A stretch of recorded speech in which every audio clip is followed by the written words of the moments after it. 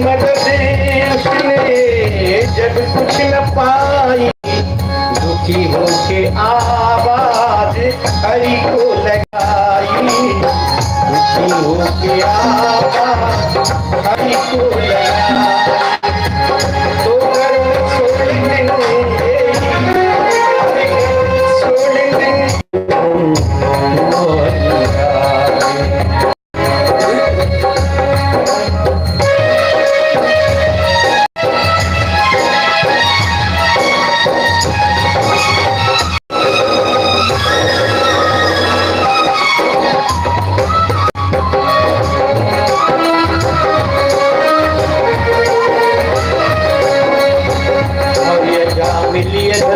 में क्या बुरा,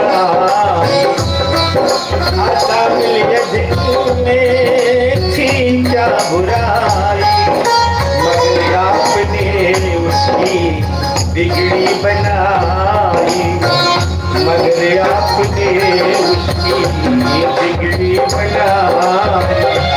हरी मौत की सर पे जब उसकी आई, घड़ी मौत की सर पे जब उसकी आई, तो बेटे नारायण की रटती लगाई, तो बेटे नारायण की तीरथ लगाई।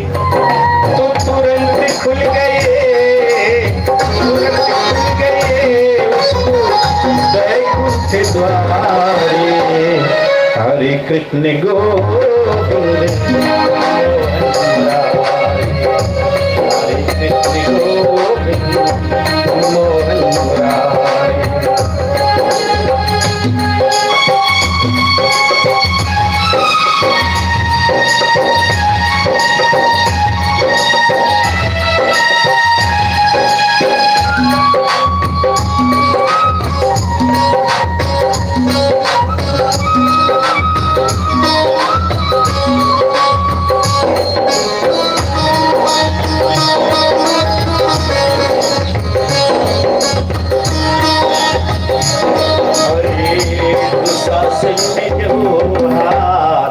आगे बढ़ाए, दुशासन में जो हाथ आगे बढ़ाए, तो दिग्विजय थे द्रौपदी में गिराए।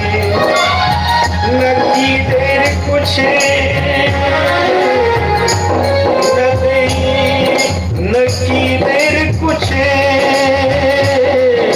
द्वारका से सिधाए, अमित रूपियों बन के साड़ी में आए, अमित रूप बन कर साड़ी में आए। ये हर पार था, ये हर पार था आपका उधारे। हरे कृष्ण गोविंद मोहन मुरारी, हरे कृष्ण गोविंद मोहन मुरारी। यही नाम है बंधु, यही नाम है बंधु मुख में हमारे। हरे कृष्ण गोविंद मोहन मुरारी, हरे कृष्ण गोविंद मोहन मुरारी।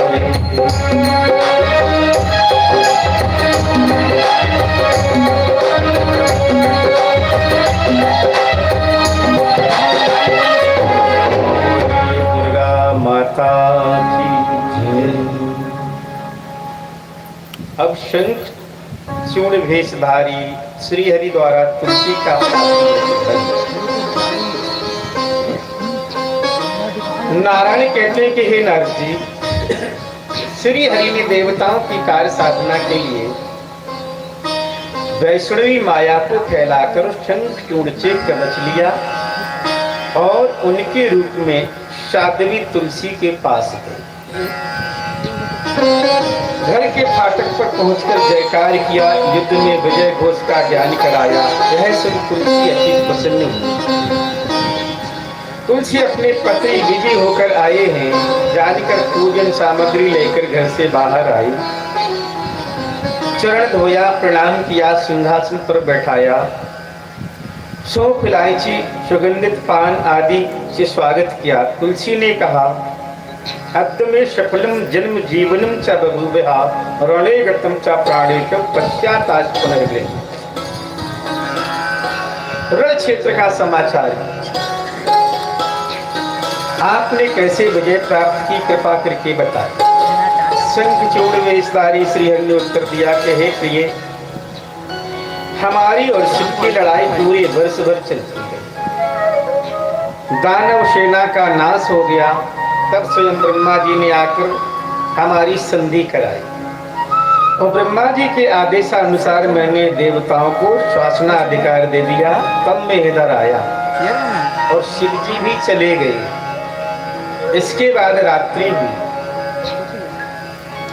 दोनों रमण करने लगे, परंतु तुलसी ने ऋतिक जन्म सुख अनुभव पूर्व पति के से भिन्न पाया और मन में संकल्प विकल्प के बाद निश्चय किया कि ये मेरे पति नहीं हो सकते। फिर तुलसी ने कहा कि हे धूर्त, सच बता तू कौन है। धोखे में मेरा सत्य भंग किया, साफ साफ बताओ, नहीं तो मैं श्राप देकर अभी भस्म कर दूंगी। तुलसी के वचन सुनकर श्री हरि ने अपना विराट दिव्य स्वरूप प्रकट किया, जो स्वयं कामदेव हैं। पीताम्बरधारी को देख तुलसी मूर्छित हो गई और जब चेतना आई तब नीले। तुलसी ने कहा कि हे नाथ, आपका हृदय पाषाण के सदृश है। आपने छल पूर्वक मेरे स्वामी तथा मुझे नष्ट कर डाला। आपको दया की गंध तक मालूम नहीं है, अथा आप पाषाण हो गए। तो श्राप देकर तुलसी विलाप करने लगी, पाषाणं हृदयस्थं हि दयाहीनो यथा प्रभो तस्मात् पाषाण रूपस्थं भवेदेव भवदुना। भगवान ने कहा, हे प्रिय, भगवान समझाते हुए कहने लगे, तुमने मेरे लिए भारतवर्ष में रहकर तपस्या की, इसलिए शंखचूड़ पति प्राप्त हो गए, जो मेरा ही अंश था। आज वह दिव्य गोप बन के गोलोक धाम चला गया। अब तुझे भी मैं फल देना चाहता हूँ। हे रामे, तुम इस शरीर को त्याग कर दिव्य देही धारण कर तुम मेरे साथ आनंद करो और तुम्हारा यह शरीर जलमय होकर गंडकी नदी में होकर बहेगा और तुम्हारे इन केशों से पवित्र एवं विश्व पावनी तुलसी का वृक्ष होगा। गंडकी नदी तथा तुलसी वृक्ष दोनों पवित्र होंगे। ये सब दोनों तीर्थों में श्रेष्ठ मानी जाएंगे। तुलसी तीनों लोकों में पवित्र मानी जाएगी। यह वृक्ष गोलोक, विरजा के तट, रस मंडल, वृंदावन, भंडारी वन, चंपक वन, चंदन वन, माधवी, केतकी कुंड, मल्लिका वन आदि कुंड क्षेत्र में तुम्हारा निवास होगा। और तुलसी के वृक्ष के नीचे संपूर्ण तीर्थ विराजमान है। संपूर्ण देवता तथा स्वयं मैं उसके नीचे वास करूंगा। तुलसी कोई वृक्ष नहीं है, ये साक्षात नारायण की प्राण प्रिया है। तुलसी पत्र के जल से जिसका स्नान हो जाता है, उसका समस्त तीर्थों का स्नान हो जाता है। और तुलसी का एक पत्ता चढ़ाने पर श्री हरि को हजारों अमृत के घड़े समान तृप्ति हो जाती है। 10,000 गोदान का फल कार्तिक मास में एक तुलसी पत्र के दान से प्राप्त हो जाता है। मृत्यु के समय बोले, यदि तुलसी पत्ता या तुलसी जल मुख में जाए तो वो प्राणी सीधा वैकुंठ धाम जाता है। नित्य तुलसी जलपान, नित्य तुलसी काष्ठ माला धारण करने से प्राणी बोले अश्वमेध यज्ञ का फल प्राप्त करता है। तुलसी पत्ता हाथ में लेकर के बोले जो संकल्प करता है और यदि उसको पूरा नहीं करता तो चंद्रमा के अस्तित्व पर्यंत वो काल सूत्र नरक में निवास करता है। और तुलसी के समीप झूठी प्रतिज्ञा करने वाला भी बोले कुंभी नरक पाक में जाता है। आजकल लोग तो चाहे जाकी प्रतिज्ञा खत्म खा जाए, चाहे जिसके सामने, उन्हें भी पता नहीं है कि इसका फल क्या प्राप्त होगा। अब किसी को कब और कहां नहीं तोड़ना चाहिए। बोले पूर्णिमा और अमावस्या और द्वादशी और सूर्य संक्रांति, मध्याह्न रात्रि और दोनों संध्या, अशौच में और रात को और सोकर बिना स्नान की, अशुद्ध वस्त्र में और तेल लगाने पर, तोड़ने पर मानो हरि का सिर ही काटते हैं, ऐसा अपराध होता है। श्राद्ध, व्रत, दान, प्रतिष्ठा, देवार्चन के लिए तुलसी बोले बासी होने पर भी 3 रात तक पवित्र मानी जाती है। और पृथ्वी जल में या विष्णु को अर्पित तुलसी धोकर पुनः दूसरे कार्य के लिए शुद्ध मानी जाती है। जैसे पृथ्वी पर पत्ते गिर जाते हैं या जल में है या भगवान विष्णु को अर्पित की गई है, उसको भी धो करके पुनः देवताओं के उपयोग में ला सकते हैं। अब शालिक राम के लक्षण तथा महिमा। भगवान कहते हैं कि हे प्रिय, मैं तुम्हारे साथ को सत्य करने के लिए भारतवर्ष में पाषाण यानी शालिक राम बनूंगा। गंडकी नदी का तीर मेरा निवास होगा। शालिक राम आज भी गंडकी नदी में ही मिलते हैं, असली शालिक राम जो होते हैं। और ये गंडकी नदी कहाँ है? नेपाल में है। तो असली शालिक राम की पहचान ये है, आज भी जो लोग नेपाल गए होंगे उन्हें पता होगा। तो उस गंडकी नदी में एक कुंड है और उस कुंड में यदि तुलसी की डाली आप डालेंगे तो 25 फीट नीचे से भी शालिक राम आके उसमें चिपक जाते। वही असली शालिक राम, समझ लो। और बोले गंडकी नदी में मेरा निवास स्थान होगा, वहां रहने वाले कीड़े अपने दांतों से काटकर पाषाण में मेरा चक्र का चिन्ह बनाएंगे। अब उनके लक्षण बताऊंगा, इस शालिक राम के चिन्ह और उसका नाम। एक द्वार वाला 4 चक्र से शोभित जो शालिक राम होते हैं, वनमाला से शोभित श्याम वर्ण, वो साक्षात लक्ष्मी नारायण के स्वरूप माने जाते हैं। और एक द्वार वाला 4 चक्र से युक्त श्याम वर्ण वाला, ये लक्ष्मी विष्णु का स्वरूप माने जाते हैं। और दो द्वार वाला 4 चक्र युक्त ये गाय के चिन्ह, ये राघवेंद्र पाषाण है। सूक्ष्म यानी 2 चक्र चिन्ह कृष्ण बड़ का पाषाण, वो वामन का स्वरूप माने जाते हैं। और 2 चक्र से युक्त वनमाला से शोभित ये श्रीधर का स्वरूप माने जाते हैं। स्थूल आकृति वाला गोल युक्त वनमाला का अंक चिन्ह, ये दामोदर भगवान का स्वरूप माने जाते हैं। और वर्तुलाकार 2 चक्र धनुष बाण युक्त बाण से कट जाने का चिन्ह, वो श्री राम का स्वरूप माने जाते हैं। अनंत शालिक राम पूरे 14 चक्रों से शोभित नवीन मेघ के समान स्थूल पाषाण को अनंत कहते हैं। बोले जिसके पूजन से धर्म अर्थ काम मोक्ष चारों फल प्राप्त होते हैं। मधुसूदन शालिक राम, ये 2 चक्र गोखरू के चिन्ह से शोभित नवीन मेघ के समान मध्यम श्रेणी पाषाण को मधुसूदन शालिक राम कहते हैं। गदाधर शालिक राम, एक गुप्त चक्र से युक्त पाषाण को गदाधर शालिक राम कहते हैं। और हयग्रीव शालिक राम, बोले 2 चक्र एवं अश्व की मुखाकृति वाले को हयग्रीव कहते हैं। नरसिंह शालिक राम, बोले दो चक्र तथा मुख आकृति विशाल हो, विकट प्रतीत हो तो ये नरसिंह शालिग्राम माने जाते हैं। और लक्ष्मी नारायण शालिग्राम, बोले दो चक्र विशाल मुख वनमाला से अंकित लक्ष्मी नारायण शालिग्राम होते हैं। शालिग्राम का महत्व, शालिग्राम के पूजन ब्रह्म हत्या आदि पाप बोले नष्ट हो जाते हैं। छत्राकार शालिग्राम के पूजन से राज्य प्राप्ति और वर्तुलाकार शालिग्राम के पूजन से बोले प्रचुर संपत्ति प्राप्त होती है।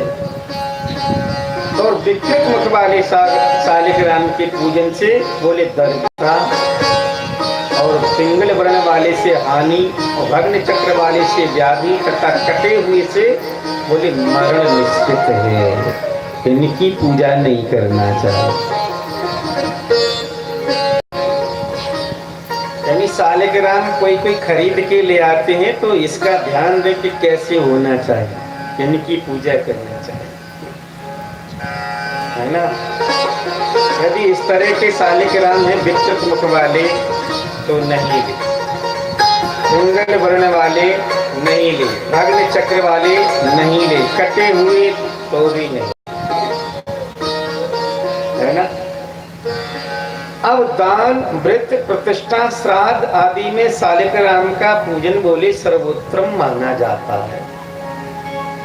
जिस घर में शालिग्राम होता है वह सर्व तीर्थमय होता है। वो घर शालिग्राम का जल नित्य पानी करने से बोले देवाभिलाषित प्रसाद पाता है और वह पुण्यात्मा जीवन मुक्त होकर श्री हरि के पद का अधिकारी होता है। और मृत्यु काल के समय में शालिग्राम का जल पीने से पाप मुक्त होकर विष्णु के धाम को प्राप्त हो जाता है। अब शालिग्राम तुलसी शंख बोले इनका जो सदैव पूजन करता है वो श्री हरि का कृपा पात्र रहता है, वहां लक्ष्मी का सदैव वास होता है। इतना कह करके भगवान मौन हो गए। तदंतर तुलसी अपनी देह विसर्जन कर दिव्य देह से विष्णु के वक्षस्थल में समा गई और देह गंडकी नदी बनी, केश से तुलसी वृक्ष बना। भगवान भी अपने अंश से पाषाण बनकर के गंडकी नदी में रहने लगे। इस प्रकार भगवान श्री हरि के लक्ष्मी, सरस्वती, गंगा और तुलसी ये चार पत्नियां हुई। इनके उद्भव का वर्णन। तुलसी का पूजन सर्वप्रथम बोले किसने किया, किस प्रकार से वे देवी सुपूजित हुई, यह मैं सुनना चाहता हूँ। नारद जी ने कहा तो तुलसी को जब श्री हरि ने अपने हृदय में लक्ष्मी के समान स्थान एवं सम्मान दिया तब तुलसी अत्यंत प्रसन्न हुई। परंतु पूर्व कलह के कारण सरस्वती सहन नहीं कर सकी, उसने तुलसी को अपमानित किया। अपमानित तुलसी वहां से अंतर्ध्यान हो गई क्योंकि उन्हें सभी योग सिद्धि प्राप्त। भगवान ने उन्हें नहीं देखकर सरस्वती को समझाया, पर वे तुलसी वन में गई और लक्ष्मी बीज, श्री, माया बीज, हीम, काम बीज, क्लीम, बाणी बीज, एम इन बीजों को पूर्व उच्चारण करके वृंदावनी शब्द में विभक्ति लगाई। अंत में बाह्य जाया स्वाहा का प्रयोग करके अर्थात श्रीम ह्रीम क्लीम एम वृंदावन्ने स्वाहा इस द्वादश अक्षर मंत्र का उच्चारण किया। यह मंत्र राज है। इस मंत्र से जो तुलसी का पूजन करता है बोले वह सब सिद्धि प्राप्त कर लेता है। इसके बाद भगवान ने घृत का दीपक, धूप, दीप, सिंदूर, चंदन, नैवेद्य, पुष्प आदि चारों से पूजन किया तथा भगवान ने स्तोत्र का पाठ किया।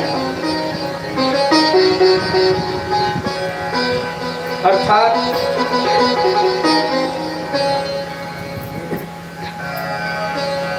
जो असंख्य वृक्षों में निरंतर पूजा प्राप्त करती हैं, जिनका नाम विश्व पूजित पड़ा है, उस देवी की मैं उपासना करता हूँ। संसार में जिसकी प्राप्ति मात्र से भक्त परम आनंदित हो सकता है, ऐसी नंदिनी नाम से जिसकी प्रसिद्धि है, वह भगवती तुलसी मुझ पर प्रसन्न हो जाए। भगवान के इस प्रकार ध्यान पूजन करने पर तुलसी प्रकट हुई, भगवान को नतमस्तक होकर प्रणाम किया। अपमान के कारण आंखों में अश्रु भी बह रहे थे। तुलसी को देखकर भगवान ने तुरंत हृदय में बैठा लिया। फिर वर देते हुए कहा भगवान ने, आज से सब लोग तुम्हारा आदर एवं सम्मान बोले सर्वत्र करें। आशीर्वाद एवं वरदान से तुलसी अत्यंत प्रसन्न, गंगा एवं लक्ष्मी भी इसी प्रकार के भगवान के कार्य से खुश हो। तुलसी के प्रसिद्ध 8 नाम हैं। वो कौन कौन है? वृंदा वृंदावनी, विश्व पूजिता विश्व पावनी, कृष्ण सारानंदिनी च तुलसी कृष्ण जीवनी। ये नामस्त तुलसी का यानी पूजन पाठ जो पढ़ता है उसे यज्ञ का फल प्राप्त होता है। तुलसी का जन्म कार्तिक पूर्णिमा के दिन हुआ था। श्री हरि ने उस समय उनकी पूजा की और कार्तिक मास में तुलसी पूजन, तुलसी दल से, विष्णु के अर्चन से अनंत गुणा फल प्राप्त करके विष्णु लोक की प्राप्ति होती है। और ये तुलसी महारानी की। अब आइए सावित्री देवी की पूजा एवं स्तुति का विधान।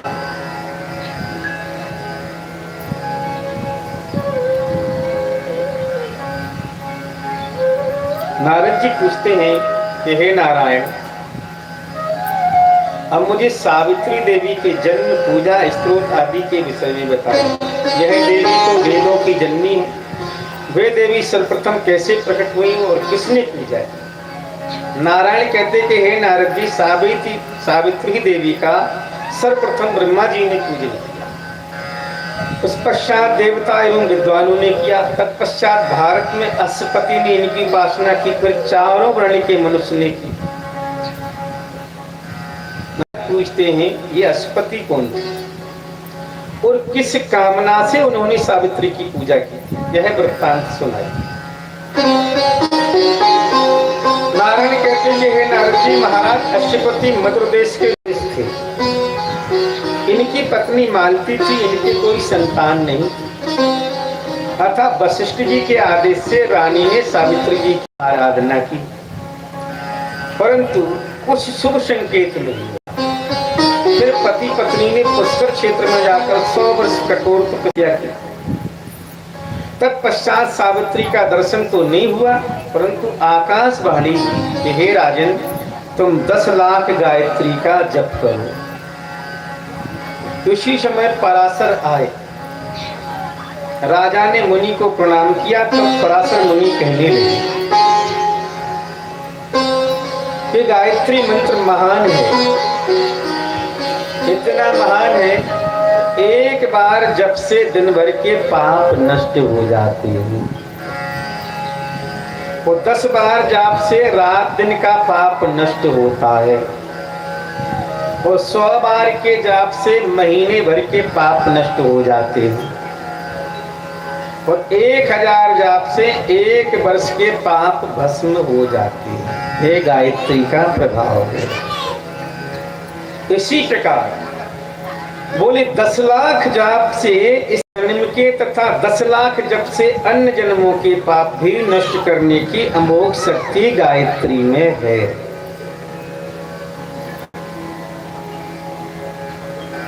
तो 1 करोड़ जप करने पर तो सभी जन्मों के पाप नष्ट हो जाते हैं।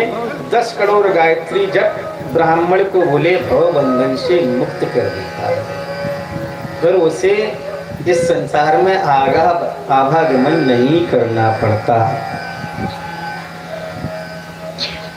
अब संध्या विहीन ब्राह्मण की अवस्था। बोले ब्राह्मण संध्या नहीं करे किसी भी कार्य के लिए योग्य नहीं होता। त्रिकाल संध्या विहीन ब्राह्मण का तेज, ऐश्वर्य, शक्ति क्षीण हो जाती है। संध्या विहीन ब्राह्मण को दिए हुए पिंड और तर्पण पितृ भी ग्रहण नहीं करते हैं, देवता भी पूजा ग्रहण नहीं करते हैं। जो मूल प्रकृति देवी की भक्ति नहीं करता वह भगवान का प्रसाद ग्रहण नहीं करता। जो धोबी का काम करता है और जो बैल लाता है, जो शूद्रान्न खाता है, जो शूद्रों का शव जलाता है, जो शूद्रा से शादी करता है, शूद्र से दान लेता है, उनका यज्ञ करता और कराता है, अस्कारी बनता है, मुनीम का काम करता है, ये सब करने वाले ब्राह्मण बोले विषहीन सर्प के तुल्य हैं।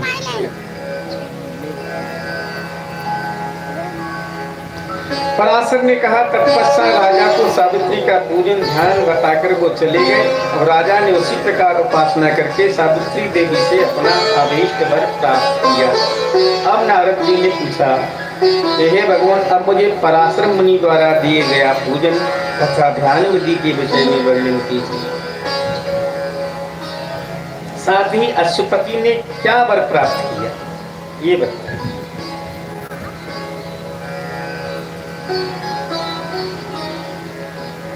नारायण कहते हैं, नारद जी,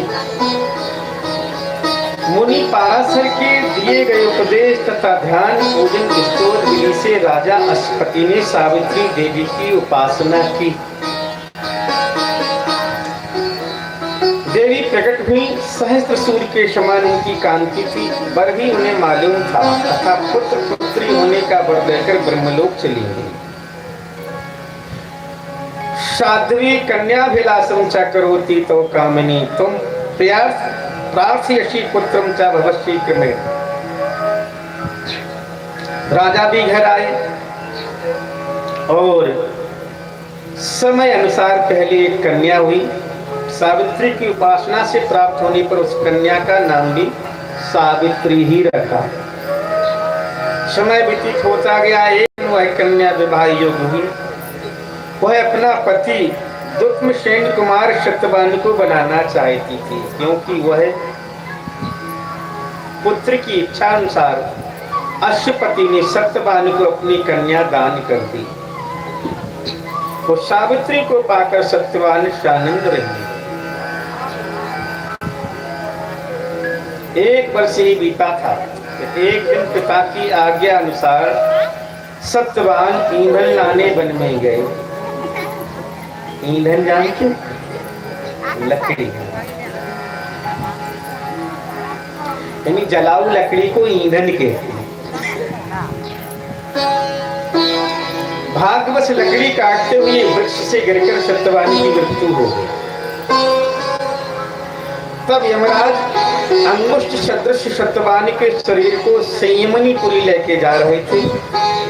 सावित्री ही उनके पीछे होली और धर्मराज उनसे कहने लगे। धर्मराज ने कहा, अहो कौ यासी सावित्री गृहीता मानुषी तन यदि यशासी कांतेन सार्धम देहि तदात्यज। तुम्हें अपने पति के साथ में आना हो तो यह पंचभौतिक शरीर त्यागना पड़ेगा। आपके स्वामी का समय पूरा हुआ और कर्म पूरा हो जाने पर शरीर पूरा होता है। यानी ब्रह्मा से लेकर चींटी तक चर अचर सब प्राणी स्थावर जंगम पशु पक्षी सभी बोले काल के अधीन हैं, कर्मानुसार शुभ अशुभ फल भोगते हैं और कर्म के अनुसार ही लय को प्राप्त होते हैं। ऐसा कहकर राज मौन हो गए। तब सावित्री ने पूछा कि किम कर्म तद भवेत तेन वा तद भवेत हेतु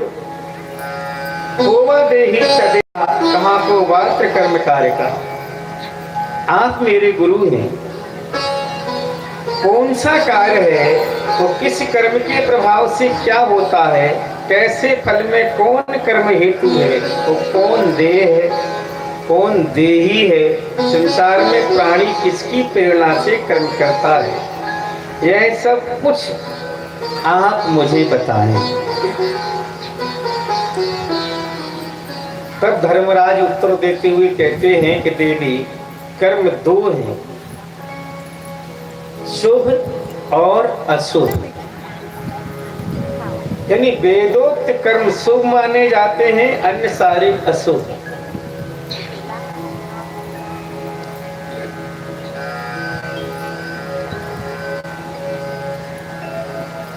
और यह संकल्प सहित निष्काम कर्म को निर्मूल रूपा कहते हैं।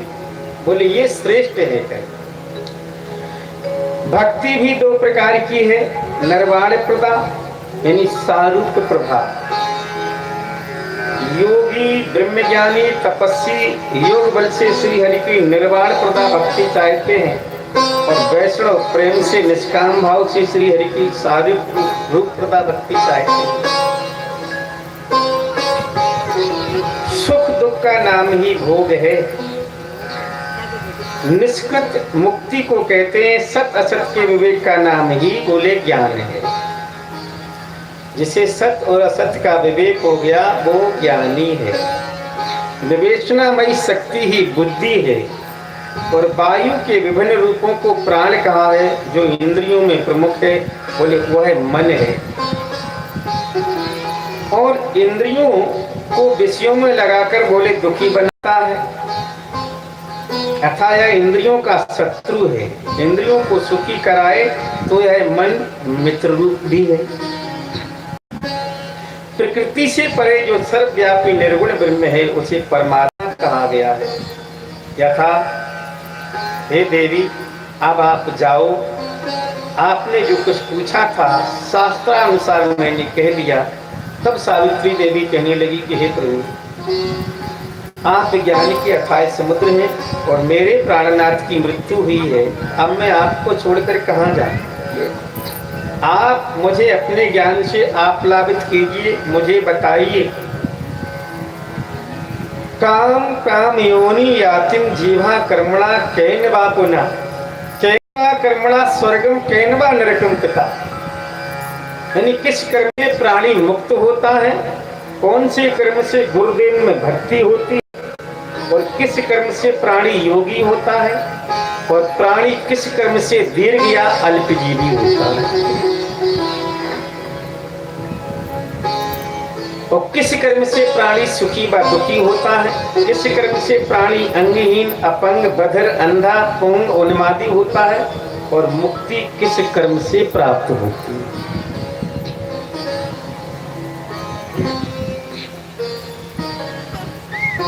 बहुत अच्छा प्रश्न है, ध्यान से सुनना। इसी प्रकार किस कर्म से प्राणी ब्राह्मण तपस्वी होता है, स्वर्ग वैकुंठ आदि लोग किस कर्म के प्रभाव से प्राप्त होते हैं, और नरक कितने, और किस कर्म से नरक यात्रा होती है। यह जो मैंने पूछा है, जो भी आप बताने योग समझे मुझे बताकर मेरे संदेह का निवारण कीजिए। मुझे आपके अमृतमय ज्ञान से पूर्ण कीजिए। अब धर्मराज उत्तर देते कहते हैं, हे बत्से, अभी तुम 12 वर्ष की हो और तुम्हें योगियों के सदृश ज्ञान है। तुमने सावित्री देवी के वरदान से जन्म लिया है, अर्थात तुम उन देवी की कला हो। राजा ने अपनी तपस्या के बल से तुम्हें प्राप्त किया। जिस प्रकार बोले लक्ष्मी विष्णु की, और भवानी शंकर की, अदिति कश्यप की, अहिल्या गौतम की, शची इंद्र की, रोहिणी चंद्रमा की, रति कामदेव की, स्वाहा अग्नि की, स्वधा पुत्रों की, संज्ञा सूर्य आदि की सौभाग्यवती प्रिया है।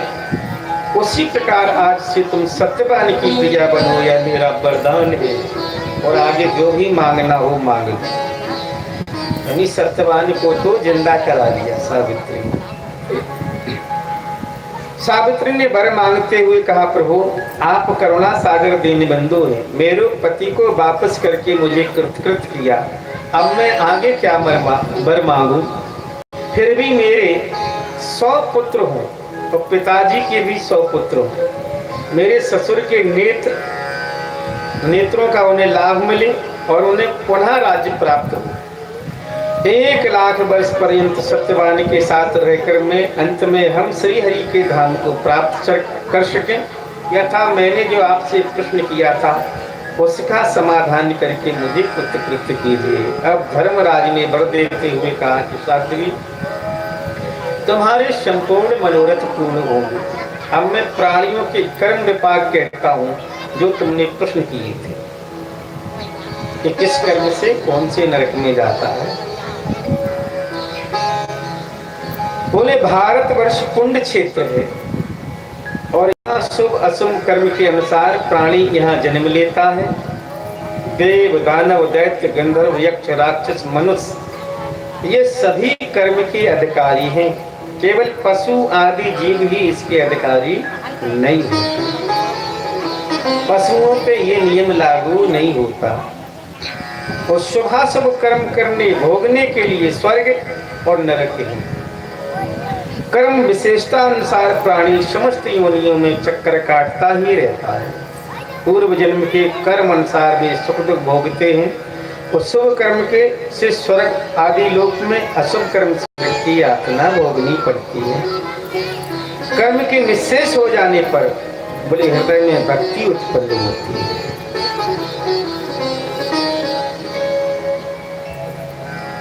यानी पूर्व जन्म के पाप भी जब हमारे संचित हों तो भक्ति का उदय नहीं हो पाता।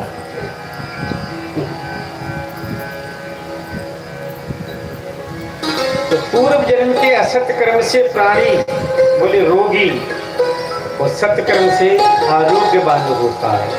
अपने कर्मानुसार प्राणी दीर्घजीवी, अल्पायु और सुखी, दुखी, अंधा, अपंग आदि होता है। उत्तम कर्म से दूसरे जन्म में सिद्धियां प्राप्त होती हैं। ये साध्वी साधारण कहा, विशेष बात सुनो। यह अतिशय दुर्लभ विषय शास्त्रों, पुराणों, स्मृतियों में वर्णित है कि भारतवर्ष में जन्म पाना सभी जातियों के लिए श्रेष्ठ है। सभी जातियों में भी बोले ब्राह्मण होना उत्तम है। और ब्राह्मण भी दो प्रकार के हैं, एक सकाम और एक निष्काम। तो निष्काम श्रेष्ठ है। निष्कामी व्यक्ति का पुनर्जन्म नहीं होता और सकाम का बोले पुनरागमन होता रहता है। वो बार बार जन्म लेता है और मरता है। तीर्थों में रहकर तपस्या करने वाले बोले वो ब्रह्मलोक जाते हैं। जो तीर्थों से अन्यत्र रहकर भी अपने कर्तव्य का पालन करते हैं, तपस्या करते हैं, बोले वो सत्यलोक जाते हैं। परंतु फिर भी वे भारत में जन्म लेते हैं। अपने धर्म में रहकर सूर्य की उपासना करने वाले बोले सूर्यलोक में जाते हैं। फिर भोग पूरा हो जाने पर भारत में जन्म लेते हैं। इसलिए इसी प्रकार बोले शिव, गणेश, देवता के उपासक भी उन धाम में जाते हैं, परंतु अंत में पुनः फिर भारत में जन्म लेते हैं। मूल प्रकृति के निष्काम उपासक मणिदीप तथा हरिदीप, श्री हरि के निष्काम उपासक वैकुंठ गोलोक धाम में जाते हैं। फिर उन्हें आना नहीं पड़ता, उनका पुनरागमन नहीं होता, दूसरा फिर जन्म नहीं होता। चारों वर्णों में स्वधर्म विमुख तथा आचारहीन यही लोग नरक में जाते हैं। इसलिए चारों वर्णों के लिए बोले स्वधर्म का पालन करना परम आवश्यक है। अपने धर्म का पालन करना, अपने धर्म में निरत रहना ये परम आवश्यक है।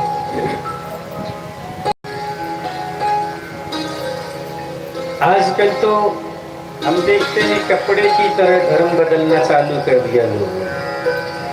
अरे धर्म कोई वस्त्र थोड़े ही है जो उसे परिवर्तन कर लो, है ना। आजकल बहुत धर्म परिवर्तन हो रहा है, वो भी हिंदुओं का। इसलिए अपने धर्म का त्याग कभी नहीं करना चाहिए और भगवान से हमेशा प्रार्थना करना चाहिए कि ऐसी स्थिति ना आए कि हमें ऐसा कुछ करना पड़े कि जिससे नरक का द्वार देखना पड़े।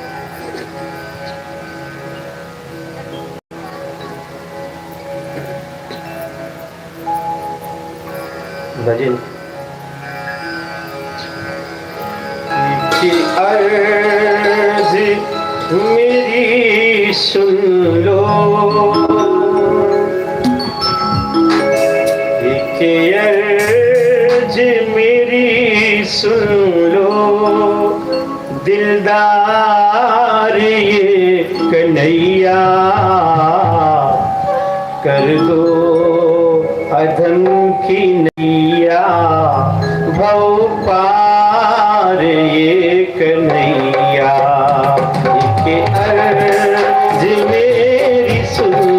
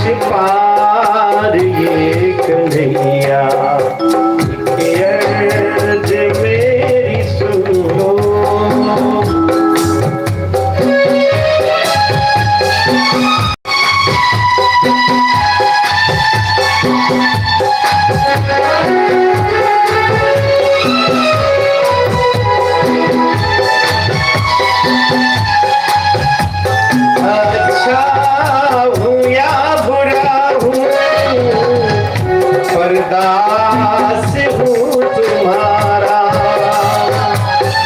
अच्छा हूँ या बुरा हूँ परदास हूँ तुम्हारा। जीवन का मेरे तुम पर, जीवन का मेरे तुम पर, जीवन का मेरे पर है भार वो कन्हैया कर दो अधम की नैया भव पार वो कन्हैया कर दो अधम की नैया भव पार वो कन्हैया। एक अर्ज मेरी सुन लो।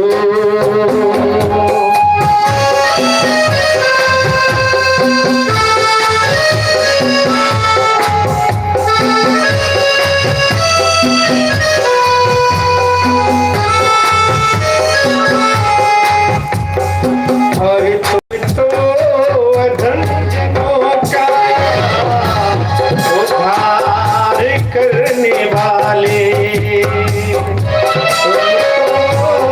अधंजनों का उद्धार करने वाले, मैं हूँ अधंजनों का, मैं हूँ अधंजनों का सरदार ये कन्हैया कर दो नैया भव पार वो कन्हैया कर दो अधम की नैया भव पार वो कन्हैया।